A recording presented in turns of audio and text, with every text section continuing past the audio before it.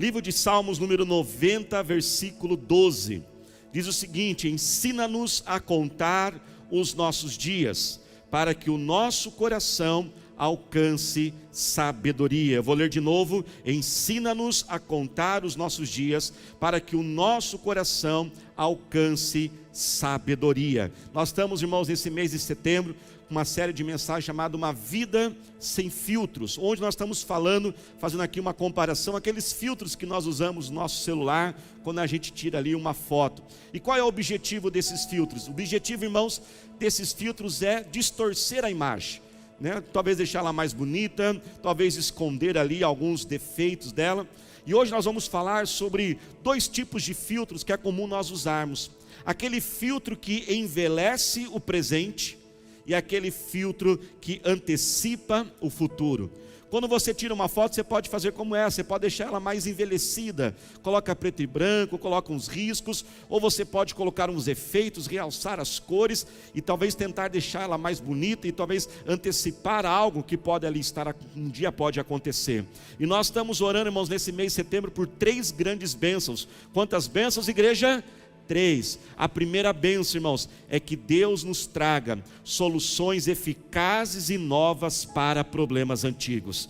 Quando nós removemos os filtros, nós encontramos a verdade, o que é real, e ao encontrar a verdade, a gente encontra a solução verdadeira. Também estamos orando para Deus reorganizar a nossa vida e não ficarmos com essa vida bagunçada, distorcida. E também estamos orando para que possamos ter um avivamento espiritual em nome de Jesus, porque mais, irmãos, do que a gente acreditar na verdade, saber sobre a verdade, Jesus, a palavra de Deus diz que o Senhor Jesus, Ele é a verdade, e a Bíblia diz: conhecereis a verdade e a verdade vos libertará. Nós precisamos conhecer a Jesus. Você pode dar glória a Deus por isso? Mas o que é, irmãos, esta visão distorcida acerca do tempo? Aqui o Salmo 90 é um salmo que foi escrito por Davi. E Davi então, ele pede, ele faz esta oração a Deus, ele diz assim: Senhor, me ensina a contar os meus dias. O contexto todo do salmo, ele está falando sobre a gente entender o tempo que nós estamos vivendo. Qual é esse tempo? Que dia é hoje? Você pode dizer: pastor, hoje é domingo, né? O domingo é que vem depois do sábado, antes da segunda-feira. Hoje é dia 13, amanhã é o 14. Não é nesse sentido que o salmista está falando. Quando ele fala ensina-me a contar os dias, ele está querendo dizer: me ensina, Senhor, a entender que tempo é esse que eu estou vivendo agora. É o discernimento para entender qual é o tempo que eu estou inserido. Nós estamos agora num tempo, o tempo de ouvir a palavra de Deus. Mas muitos de nós, às vezes, não estamos aqui ouvindo a palavra. Nós estamos separando o tempo para ouvir a palavra, mas a nossa mente já está lá na quinta-feira, no cliente que eu tenho que visitar. Ou seja, eu estou inserido num tempo, mas eu não estou o quê? Desfrutando desse tempo. Talvez, por exemplo, você está vivendo um estágio da sua vida que você precisa desacelerar. Talvez você está acelerado demais. Outros, por outro lado, deveriam estar mais acelerados, porque estão o quê? Devagar. Quando ele então diz: Senhor, me ensina a entender, me ensina a discernir que tempo é esse que eu estou inserido. E agora a segunda parte do versículo então vem dizer: para que o meu coração alcance o quê? Sabedoria. Veja bem, irmãos, essa frase não faz muito sentido, porque quando nós falamos de sabedoria, geralmente sabedoria tem a ver com a mente. É normal nós falarmos, temos uma mente mais sábia, mas agora ele vem falar sobre o quê? Ter um coração mais sábio. Um coração que entende, que administra os seus sentimentos, que entende as suas emoções. Nós ouvimos falar muitos dias de hoje, algo que foi introduzido talvez há uns 15, 20 anos atrás, algo chamado inteligência emocional. Parece novo, irmãos, mas Moisés, há quase 4.000 anos atrás, sabe o que ele estava pedindo? Inteligência emocional. Coração sábio, sentimentos sábios, desejos sábios. O que afinal ele quer dizer aqui no versículo 12? Ele quer dizer: Senhor, que o meu coração seja sábio para eu amar o presente, que o meu coração seja sábio para eu entender o tempo que eu estou vivendo e eu estar então apegado a este tempo e não a um outro tempo. Um coração sábio que entende o tempo e aproveita esse tempo. Se o coração precisa estar sábio, irmãos, para estar apegado ao presente, apegado àquilo que está vivendo no momento, é porque há um grande risco dele não estar no momento que está sendo vivido. Ele está numa outra época, numa outra era. Vamos lembrarmos como o tempo é dividido. O tempo é dividido em passado, presente e futuro. Muitas vezes, irmãos, o nosso coração, ele não está apegado ao presente, ele não está amando ao presente. Muitas vezes o nosso coração, ele está apegado ao nosso passado. Nós estamos olhando a vida no presente, mas tem um filtro nessa vida. A gente olha o presente com os olhos do passado. Qual é, irmãos, a postura correta de um cristão em relação ao seu passado? Como que nós devemos lidar com os nossos passados? A nossa primeira postura correta, irmãos, é a postura da gratidão. Você tem que ser grato por tudo aquilo que aconteceu no seu passado de bom, principalmente ser grato às pessoas que te ajudaram. O ser humano é especialista em esquecer aquilo de bom que é feito para ele. Uma pessoa faz algo de bom e ela ajuda aquela pessoa, mas se ela fizer, se ela fizer 10 coisas boas e fizer uma coisa errada, a pessoa guarda aquela única coisa errada e ela esquece as 10 coisas boas que foram feitas. Nós temos a tendência de esquecer aquilo de bom que acontece, aquilo que Deus fez na nossa vida e o que pessoas fizeram. Vamos ser, irmãos, pessoas gratas. Gratidão é virtude de um cristão curado e sarado pelo Espírito Santo. A segunda postura em relação, irmãos, ao nosso passado é a postura do perdão. Todos nós, em nosso passado, tivemos crises, tivemos feridas, tivemos falhas, pessoas erraram com a gente, pessoas desapontaram a gente, e você pode estar vivendo o hoje, mas preso àquele remorso, àquela falha que você cometeu, aquilo que a pessoa fez contra você, você não consegue deixar de parar naquela pessoa. Se você tem algo que te prende, libere o perdão hoje. Hoje é dia de ser liberto, hoje é dia de ser curado. E se essa grande falha não foi de pessoas, foi sua, perdoe você mesmo. Repita comigo, diga assim: eu me perdoo por todos os erros que eu cometi. Perdoe a si mesmo. Pare de ficar se martirizando. E a terceira postura, irmãos, em relação ao nosso passado, é a postura de aprendiz. Nós temos que olhar para o nosso passado e aprender com ele. Extraímos lições, irmãos. Isso parece muito simples e muito óbvio, mas sabia que nós não praticamos isso? Quantos de nós já fomos comer pizza às 10 horas da noite, passa mal a noite inteira, fica com insônia, dá azia, vai tomar eno, começa a colocar a culpa no diabo, aí esse Satanás que fica me pegando, né? Satanás fala assim: eu não tenho nada a ver com esse negócio, foi você que comeu a pizza. E o que a gente faz? Não aprende a lição. E a gente o quê? Come de novo. A gente vai cometendo os erros, irmãos, mas nós não vamos aprender, nós não vamos extraindo lições. Salmo capítulo 4, versículo 8, ele fala algo extraordinário, diz assim: eu me deito e logo durmo. Sabia que o padrão de uma vida produtiva é você dormir rápido e acordar lento? Esse é o padrão da vida produtiva. Você desliga rapidamente e depois você acorda com calma, tranquilo, toma um café, tem um tempo de oração. Agora, o que a gente faz? A gente fica se agitando à noite, a gente come, a gente fica vendo internet, a gente fica não sei o quê, aí a gente deita para dormir, a gente não consegue dormir, a mente fica o quê? Acelerada. Então você leva 30 minutos, 40, 1 e meia para dormir, aí depois você acorda todo de mau jeito, acorda rápido, atrasado, correndo, a gente faz tudo bagunçado. Às vezes nós não entendemos porque nós não estamos conseguindo avançar. Irmãos, nós não devemos gastar, alguns estudos apontam, que nós não devemos gastar nem mais do que 10% da nossa mente, das nossas energias, dos nossos pensamentos em relação ao nosso passado. Mas se o nosso coração, pode estar apegado no passado, ele também pode estar apegado no seu futuro. Nosso coração pode estar lá na frente, de um futuro que ainda não aconteceu, de um futuro que talvez nem possa acontecer, presos à ansiedade e um medo por aquilo que um dia pode vir a acontecer na nossa vida. Sabe, irmãos, isso é sério. Isso destrói a nossa vida. Veja bem, irmãos, nós devemos estar preparados para o futuro, mas não viver o futuro. Existe uma grande diferença entre você preparar o seu futuro e viver o seu futuro. Preparar o seu futuro é você fazer uma reserva financeira para um tempo difícil, amém, irmãos? Agora, viver o futuro é você fazer uma reserva financeira, porque você sabe que na sua família tem um histórico de câncer, porque um dia quando eu tiver câncer eu já estou preparado. Irmão, se você tentar viver o seu futuro, você vai viver de forma paranoica, você não vai ter paz na sua vida. Quando você tem filhos, então, irmãos, como nós preocupamos com o futuro dos filhos, não é mesmo? E se a gente tentar viver o futuro dos filhos, a gente está olhando, a criança tem 5 anos, a gente olha para ela com 5, mas a nossa cabeça nos 20. O que ela vai ser? Será que ela vai ter um bom emprego? Será que ela vai casar? E não sei o quê. Veja bem, irmãos, nós temos que preparar os filhos para o futuro, mas não tentar viver o futuro.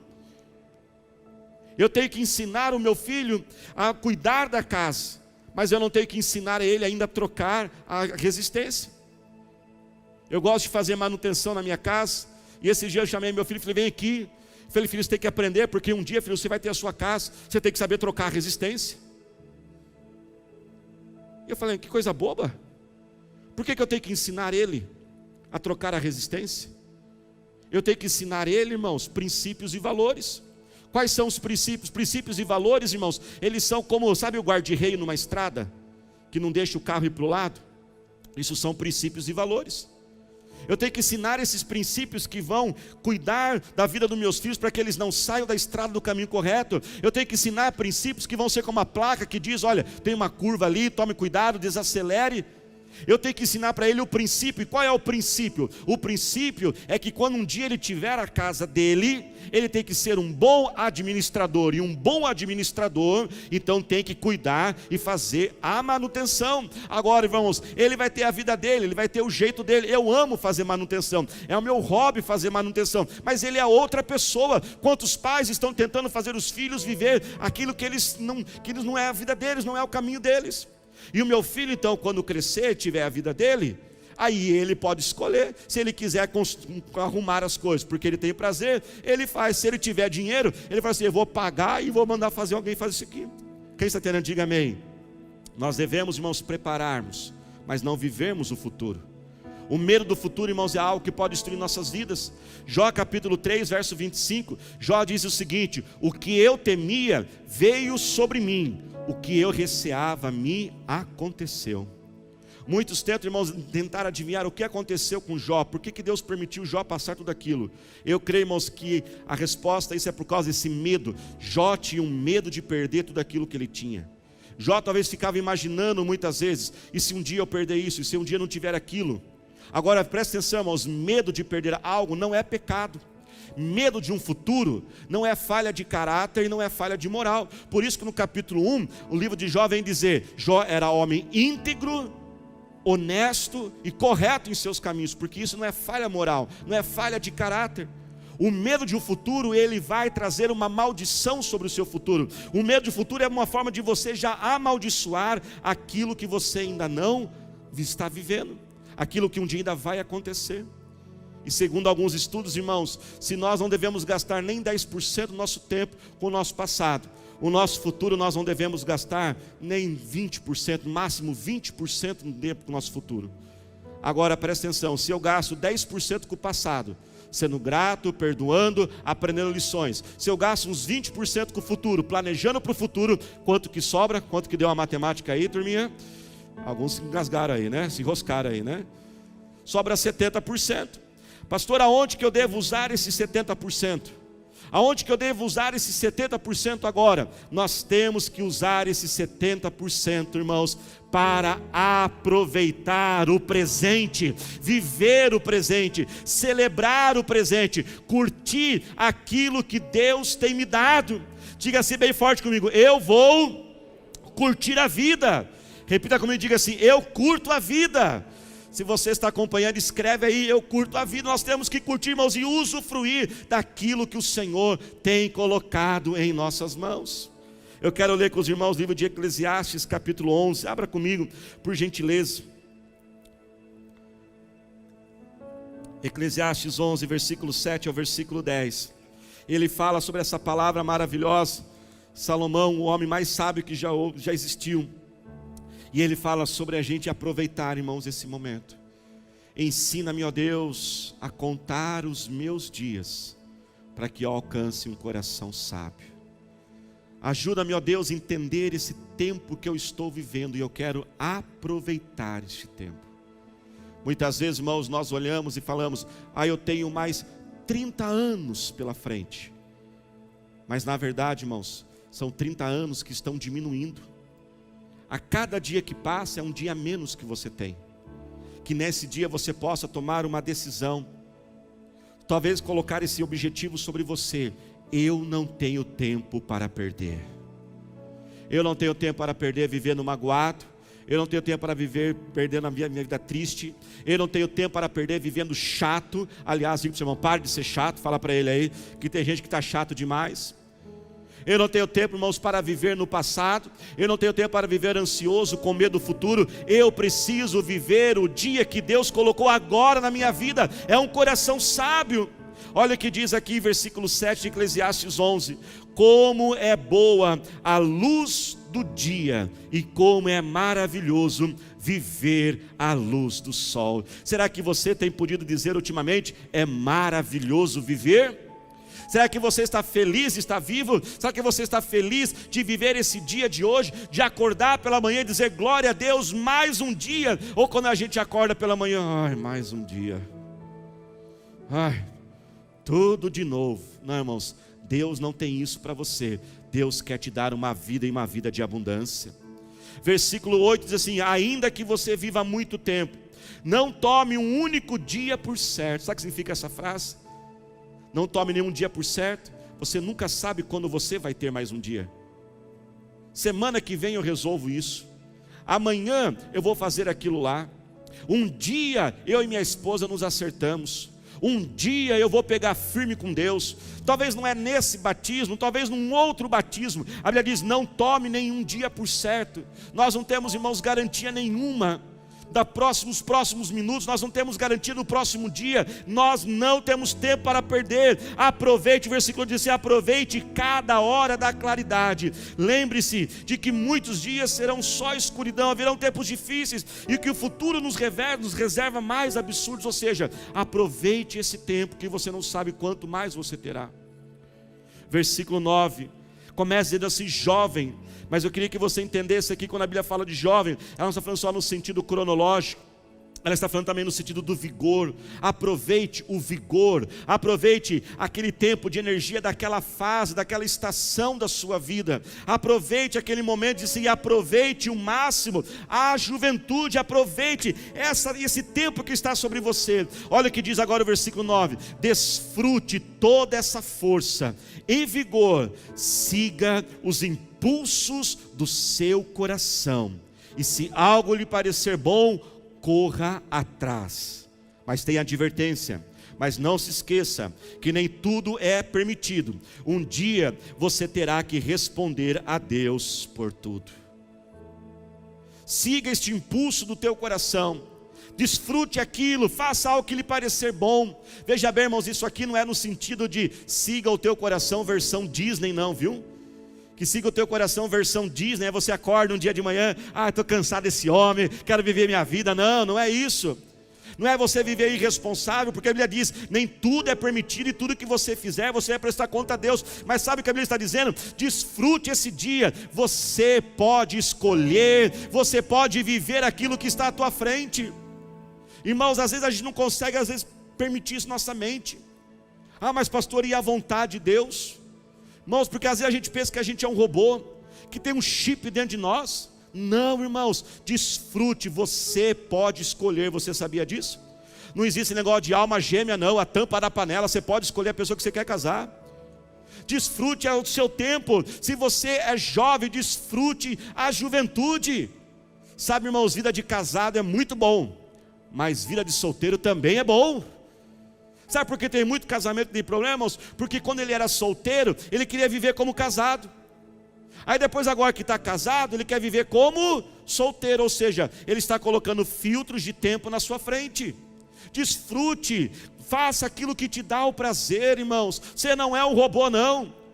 Ai, Jesus, Não sei se eu como esse bolo trufado de 3 camadas. Jesus fala para mim, Jesus, o que eu faço, Jesus? Irmão, se a gente até para comer um bolo, consulta Jesus. Acho que Jesus fala assim, sabe, meu filho, come o bolo, pelo amor de Deus. Né? Deus falou para ele mesmo, né? Mas você está com vontade, come. Ah, mas se eu comer, eu vou engordar. Então não come. Mas eu estou com vontade de comer, então come. Irmão, você pode escolher, pelo amor de Deus. Ah, não sei se eu preciso acordar amanhã, não sei se eu faço exercício, que eu ando de bicicleta. Pelo amor de Deus, você gosta de andar de bicicleta? Faça. Você quer olhar aquela calça? Ah, Jesus, não sei se eu compro essa calça, não sei se é errado, pelo amor de Deus, irmão. Se você tem o orçamento, está dentro do orçamento, não vai te trazer dívida, compre a calça. Tem irmã tomando posse aí, né? Ficava melhor com o sapato, né? Errei aqui, com o sapato ficaria melhor. Desfrute aquilo que Deus tem te colocado.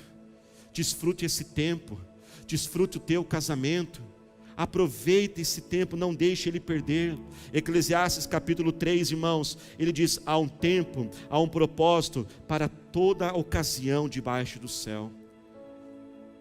Acompanhe comigo, diz assim, há um tempo de nascer, um tempo de morrer, tempo de plantar, tempo de arrancar o que se plantou, tempo de matar, tempo de curar, tempo de derrubar, tempo de construir, tempo de chorar, um tempo de rir, tempo de prantear, tempo de dançar, tempo de espalhar as pedras, tempo de ajuntá-las, tempo de abraçar. Irmãos, eu nunca entendi essa parte até a pandemia 2020, tempo de deixar de abraçar. A Bíblia fala, tempo de deixar de abraçar, tempo de procurar e tempo de desistir, tempo de guardar e tempo de lançar fora, tempo de rasgar e tempo de costurar, tempo de calar e tempo de falar, tempo de amar e tempo de odiar, ou seja, se afastar de algumas pessoas, tempo de lutar e tempo de viver em paz. Se coloque em pé glorificando ao Senhor Jesus. Aproveite o tempo que está à sua frente. E o versículo 10 termina dizendo o seguinte: viva livre, feliz e despreocupado. Eu vou repetir: viva livre, feliz e despreocupado. Deus te chama nesse dia, nesta hora. Meu filho, tire esse filtro do passado, tire esse filtro do futuro. Desfrute o dia que está à sua frente. Deus é poderoso para cuidar do seu futuro.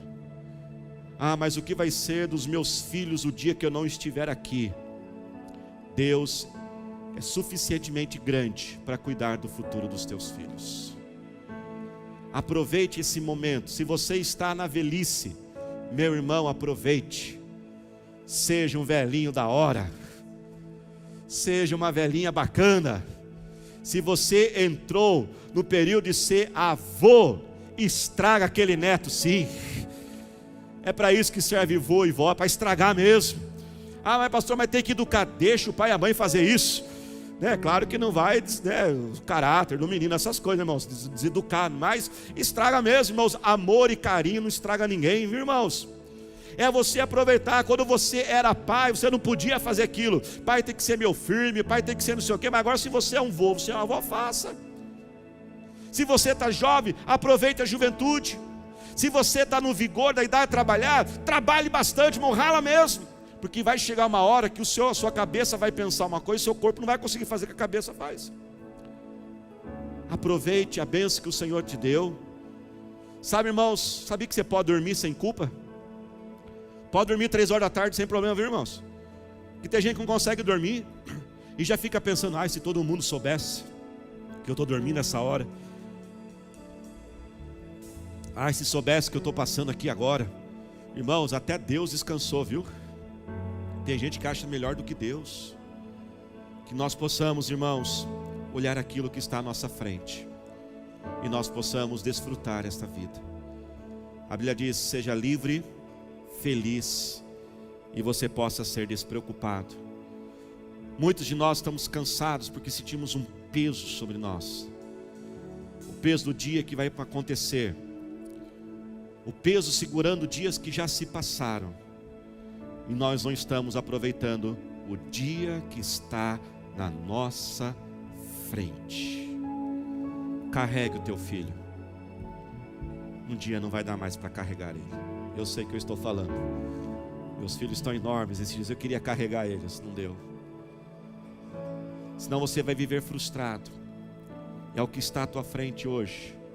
Viva esse dia, se alegre com ele. Você pode escolhendo ficar triste por tudo aquilo que lhe falta na vida, ou você pode se alegrar por aquilo que Deus já te deu hoje. Se você só for feliz quando algo acontecer, você nunca será feliz, porque o dia que você chegar lá, outra coisa já vai estar faltando. Queria que você fizesse assim com as tuas mãos agora. Repita comigo esta oração e diga assim: Senhor Jesus, ensina-me a contar os meus dias, para que o meu coração seja sábio. Ajuda-me a compreender o tempo que eu estou vivendo. Diga bem forte: o meu coração não está preso aos remorsos e nem ao saudosismo do passado. Diga mais uma vez: o meu coração não está preso à ansiedade e o medo do futuro. O meu coração celebra o presente, ama o presente, se alegra com o presente. O meu coração está em ti. Diga bem forte: eu curto a vida. Diga mais uma vez: eu curto a vida. Levante as mãos bem alto agora e comece a adorar ao Senhor. Pai, nós oramos a ti.